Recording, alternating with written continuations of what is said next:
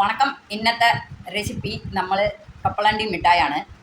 അതിൽ ശർക്കര കുറച്ചുണ്ടായിരുന്നുള്ളൂ, ബാക്കി പഞ്ചസാര ഇട്ടതാണ്. കണ്ടില്ലേ, നല്ലതാണ്. നമുക്ക് വീട്ടിലുണ്ടാക്കാം. ഓക്കെ, എങ്ങനെ ഉണ്ടാക്കിയെന്ന് കാണാം.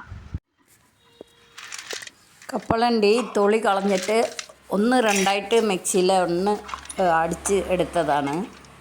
അത് ചില കപ്പലണ്ടി ഒന്നും ഉടഞ്ഞില്ല, എന്നാലും മതിയാക്കി. രണ്ട് കപ്പലണ്ടി ഫുള്ളായിട്ട് കിടക്കായിരുന്നു. ശർക്കര പാക് ഇത്തിരി ഉണ്ടായിരുന്നു, അതിൻ്റെ കൂടെ പഞ്ചസാര ചേർത്തു. ശരിക്കും നമ്മൾക്ക് ശർക്കര വെള്ളമാണ് ടേസ്റ്റ്. പഞ്ചസാരയും നല്ലതാണ്, വൈറ്റ് കളറായിരിക്കുന്നു മാത്രം. ശർക്കരയാകുമ്പോൾ നല്ലൊരു കളർ കിട്ടുമല്ലോ, അത് സ്വാദാണ്. ഇതും നല്ല ടേസ്റ്റായിരുന്നു. ഏലക്ക ഇഷ്ടമുള്ളവർക്ക് ഇടാം കേട്ടോ. എനിക്ക് ഏലക്ക വലിയ താല്പര്യമില്ലായിരുന്നു. കപ്പലണ്ടി മിഠായി നല്ല സ്വാദുണ്ടായിരുന്നു. നമ്മൾ കമ്പി പദമാണ് വേണ്ടത് ശർക്കരയിൽ. നല്ല കമ്പി പദം ആക്കി കഴിഞ്ഞിട്ട് വേണം.